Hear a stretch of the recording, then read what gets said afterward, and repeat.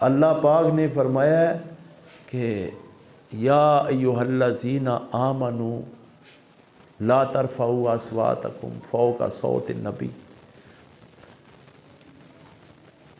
اے ایمان والو جب میرے محبوب صلی اللہ علیہ وآلہ وسلم کی بارگاہ میں پیش ہونے لگو تو اپنی حالت ایسے بنا لو جیسے مرے ہوئے مردہ ہوتے ہو، عاجز ہو جاؤ، تمہارے اندر رائی کے دانے کے برابر بھی میں اور تکبر نہ ہو۔ کیوں؟ اس بارگاہ میں ایسے بندے کی حاضری قبول نہیں ہے۔ اور اگر وہاں کوئی میرے محبوب صلی اللہ علیہ وآلہ وسلم کی بارگاہ میں عرض کرنا چاہو تو جیسے اپنے حالات میں کسی بڑے کے ساتھ بات کرتے ہو اس طرح بات نہیں کرنی، وہاں کے لیے اسپیشل کورس کرو۔ یہ قرآن کی آیت کا ترجمہ ہے۔ پہلے کسی رنگ ساز کے پاس جاؤ، پہلے اس طرح کا رنگ چڑھاؤ اپنے اوپر۔ کسی کاریگر کے پاس جاؤ، اس بارگاہ میں کھڑے ہونے کے انداز سیکھو، اس بارگاہ میں بات کرنے کے انداز سیکھو۔ تو جو سرکار صلی اللہ علیہ وآلہ وسلم کے ماننے والے ہیں وہ ایسے نہیں کرتے، وہ اپنے لبوں کو نہیں کھولتے، بلکہ وہ کیا کرتے ہیں، دیکھتے رہتے ہیں اور آنسو کی لڑی لگی رہتی ہے۔ وہ آنسو گفتگو کر کر کے نا اپنی مناجات پیش کرتے ہیں، پھر گر جاتے ہیں، پھر کرتے ہیں، پھر گر جاتے ہیں، پھر کرتے ہیں، پھر گر جاتے ہیں۔ وہ ادب کی لڑی چل رہی ہوتی ہے، تسبیح چل رہی ہوتی ہے، وہ اس طرح بات کرتے ہیں۔ لیکن اگر کسی نے عام لوگوں کی طرح لجپال کی بات کی تو اللہ پاک نے فرمایا ان تحبط اعمالکم، اس کے اعمال برباد کر دیے جائیں گے، وانتم لا تشعرون، اسے شعور بھی نہیں ہوگا۔ بہتر وہ ہے جو ادب سیکھ لے۔ یہ جو مرشد کا ادب ہے، مرشد کو کیا ضرورت ہے اپنا ادب کروانے کی؟ مرید کو کیا ضرورت ہے ادب کرنے کی؟ یہ اصل میں ماجرا کیا ہے؟ ماجرا یہ ہے کہ جیسے کسی فوجی کو ٹرین کیا جا رہا ہوتا ہے، اسے ایکسرسائز کروائی جاتی ہے۔ کس چیز کی؟ دوڑ کی، کیونکہ جنگ میں دوڑنا پڑتا ہے، اوپر چڑھنے کی، نیچے اترنے کی، کیونکہ اوپر نیچے چڑھنا پڑتا ہے جب دشمن کے ساتھ لڑائی کرنی ہوتی۔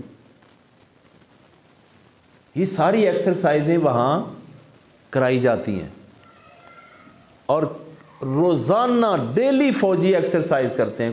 اگر 18 سال ایک فوجی کی نوکری ہے تو 18 سال وہ کنٹینیو وہ ایکسرسائز کرتا ہے کہ آج ہی جنگ کا اعلان نہ ہو جائے، کہ وہ ڈھیلا نہ ہو، وہ دوڑ نہ سکے، اسے وہ داؤ پیچ نہ آئیں جو دشمن کے ساتھ فتح حاصل کرنے کے لیے کرنے ہیں۔ اور یہی سوچ ادھر ہے، اپنے پیر کے ساتھ ادب اور محبت کا رشتہ ہر وقت ملتے ہوئے پریکٹس میں رہنا، کہ ابھی موت آ گئی تو قبر میں ابھی آقا صلی اللہ علیہ وآلہ وسلم کا ادب کرنا پڑے گا۔ ابھی موت آ گئی، صبح موت آ گئی، دوپہر کو موت آ گئی، رات کو موت آ گئی تو عصر کے ٹائم قبر میں حساب کا ٹائم ہے، تو وہاں لجپال کے حضور پیش ہونا ہے۔ تو پیر اور مرید کا رشتہ اصل میں یہ نہیں ہے کہ وہ شرک کرتے ہیں یا شرک کرواتے ہیں، نہیں۔ شرک ہے کسی کو اللہ کے برابر سمجھنا، لیکن اللہ کا بندہ سمجھ کے اس کا ادب کرنا یہ شرک نہیں ہے۔ اگر کوئی شرک کہتا ہے تو وہ پاگلوں کا آئی جی ہے، وہ بے وقوفوں کا آئی جی ہے۔ اصل میں پیر ایک نمونہ بن کے سکھا رہا ہوتا ہے کہ میں اس کو سکھا دوں، وہ سیکھا ہوتا ہے نا پہلے، وہ روزانہ پریکٹس میں رہتا ہے مرید کہ میں ابھی پھر وہ ذکر کرتا رہتا ہے، اس مشین کو بھی چالو رکھتا ہے کہ یہ کہیں غافل نہ ہو جائے۔ پچھلے دنوں میں نے سورۃ الاعراف آیت نمبر 205 پڑھ کے آپ کو سنائی تھی۔ ہر وقت یہ اپنے دل کی مشین کو چلاتا ہے کہ یہ ایسا گیڑا لگے کہ یہ چلنا شروع ہو جائے اور یہ پھر رکے نہ. پھر ظاہری طور پہ اگر گوشت کا لوتھڑا رک بھی گیا لیکن جو اس کے اندر روح ہے وہ چل رہی ہے، وہ عادی ہو گئی ہے. وہ اگر عادی ہو گئی ہے تو وہ قبر میں بھی چلے گی، وہ حشر میں بھی چلے گی، وہ کامیابی کی راہ ہے. پیر بھی غلام ہے. بھئی میرے مرشد کریم جب آقا علیہ الصلوۃ والسلام کی بارگاہ میں کھڑے ہوں گے تو غلام بن کے کھڑے ہوں گے نا. غوث پاک رضی اللہ تعالیٰ عنہ جب وہاں پہنچیں گے تو غلام بن کے ہوں گے نا. ان سے آگے مولا کائنات بھی تو غلام بن کے کھڑے ہوں گے نا. عثمان غنی رضی اللہ تعالیٰ عنہ بھی جو پیران پیر ہیں وہ غلام بن کے کھڑے ہوں گے. حضرت عمر فاروق رضی اللہ تعالیٰ عنہ پیران پیر دستگیر ہیں، وہ غلام بن کے کھڑے ہوں گے. اور حضرت ابو بکر صدیق رضی اللہ تعالیٰ عنہ جو کل کائنات کے پیران پیر ہیں وہ بھی وہاں غلام بن کے کھڑے ہوں گے. کیوں؟ اللہ نے قرآن بھیجا، قرآن میں لکھا ہوا تھا کہ میرے محبوب صلی اللہ علیہ وآلہ وسلم کا ایسے ادب کرو جیسے یہ پوری کائنات میں ایک کمال بڑی شخصیت ہے.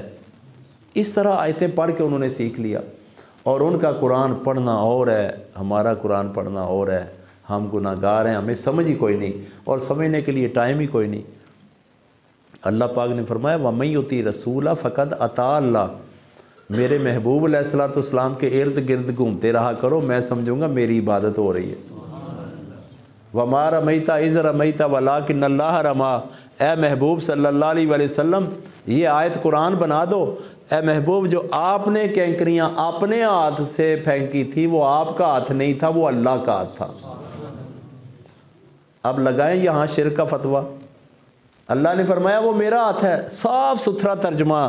پھر وہ بڑے عجیب عجیب ٹنکوسلے بناتے ہیں کہ جی اس میں وہ طاقت اللہ کی تھی، تو طاقت اللہ کی ہے نا. اللہ نے اسی لیے فرمایا نا میرا ہاتھ ہے. اعلیٰ حضرت رحمۃ اللہ علیہ نے گالی مکا دیتی. فرمایا جدا ہاتھ رب اپنا ہاتھ آکھے ہوئے کافر جیڑا وق آکھے. کمال کر دیے. تو ہم سمجھتے ہیں آقا دو جہاں صلی اللہ علیہ وسلم اللہ کے مظہر ہیں. بس ہمارا صرف ایک ہی کام ہے کہ ہم لجپال کا ادب سیکھ جائیں. ہم لجپال کا ادب سیکھ جائیں. یہ جو ہم ایک دوسرے کے ساتھ پیار محبت کرتے ہیں، ہاتھ چومتے ہیں، ہاتھ چومنے کی عادت ہو گئی ہے. جب قبر میں آئیں گے لجپال ہاتھ بڑھائیں گے تو آپ نہیں چومیں گے ہیں؟ اور ہاتھ کس کے آگے بڑھائیں گے؟ جو چومنے والا ہے، جو ادب کرنے والا ہے. ہر ایک کے آگے نہیں بڑھایا جا سکتا. میرے ایک عقیدت مند ہے، اللہ ان نے صحت تندرستی عطا فرمائے.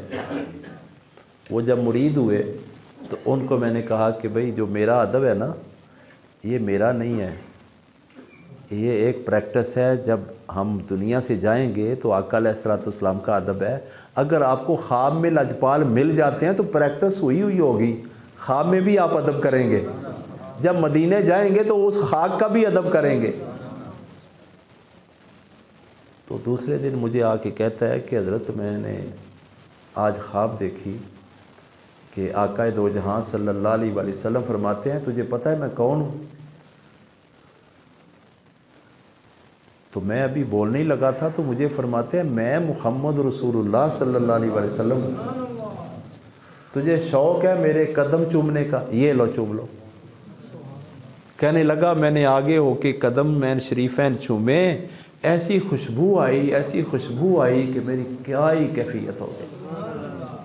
میرے لوں کے جو بال تھے نا وہ سارے کھل گئے اور میرے اندر بھی خوشبو آنے لگ گئی. مجھے اپنے اندر خوشبو آنے لگ گئی.